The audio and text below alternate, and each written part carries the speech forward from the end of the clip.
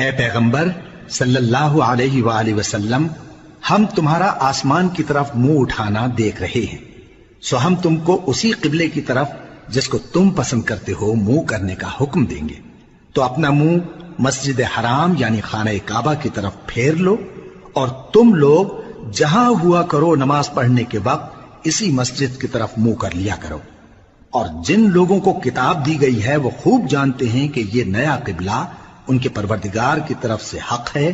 اور جو کام یہ لوگ کرتے ہیں اللہ ان سے بے خبر نہیں۔ اور اگر تم ان اہل کتاب کے پاس تمام نشانیاں بھی لے کر آؤ تو بھی یہ تمہارے قبلے کی پیروی نہ کریں،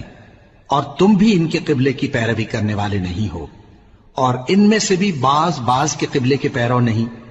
اور اگر تم باوجود اس کے کہ تمہارے پاس علم یعنی اللہ کا حکم آ چکا ہے ان کی خواہشوں کے پیچھے چلو گے تو ظالموں میں ہو جاؤ گے۔